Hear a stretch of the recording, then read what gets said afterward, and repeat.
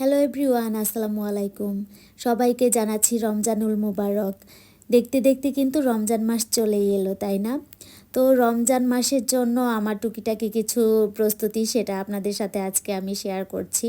এইবার আসলে আমি তেমন কোনো প্রিপারেশনই নিতে পারিনি, মানে আমি এলোমেলোভাবে কিছু আর কি ভিডিও ক্লিপ নিয়েছি, সেটাই আপনাদের সাথে শেয়ার করছি। তো আসলে এবার যেটা হয়েছে, আমি আমার ছেলেকে এবার নতুন স্কুলে দিয়েছি, আর ওকে স্কুলে নিয়ে আমার বসে থাকতে হয়। এরপর হচ্ছে বাসায় আসার পর সব কিছু মিলিয়ে আসলে গুছিয়ে যে একটা রমজানের জন্য প্রিপারেশন নেওয়া, সেটা হয়নি।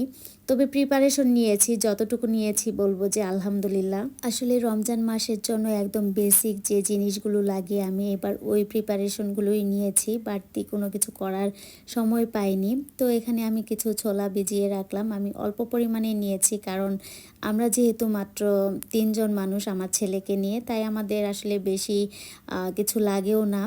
আর এই তো এখানে আমি খেসারি ডাল আর মুসুর ডালটা যে ভিজিয়ে রেখেছিলাম, ওটাকে আমি একটু ব্লেন্ডারে ব্লেন্ড করে নিলাম।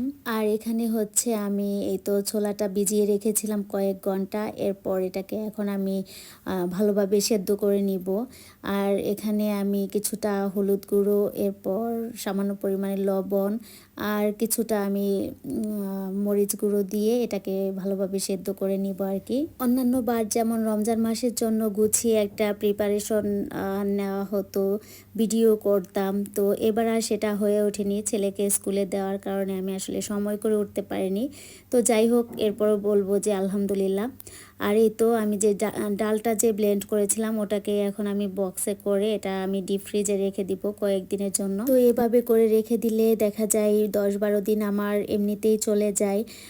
কয়েকটা দিন আসলে ঝামেলা করতে হয় না এগুলো নিয়ে। আর এই তো এদিকে হচ্ছে ছোলাটাও সেদ্ধ হয়ে গেছে, আমি এখন ছোলাটাও ছোট ছোট প্যাকেট করে রেখে দিব। এই তো এভাবে করে আমি প্যাকেট করে একটা বক্সের ভিতরে রেখে দিই, তো যখন আমার যতটুকু লাগে ওভাবে আর কি বের করে নিই। আর এই তো আজকে বিকেলবেলা একটু বাইরে গিয়েছিলাম, রমজান মাসের জন্য আমার কিছু কেনাকাটা বাকি ছিল, যেমন বেসন, এরপর ট্যাং, বেকিং সোডা, খেজুর, মুড়ি।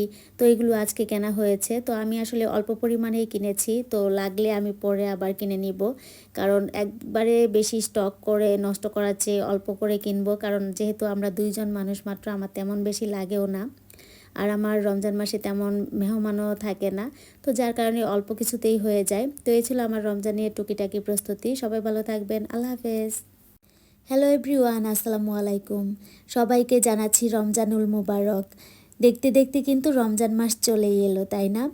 তো রমজান মাসের জন্য আমার টুকি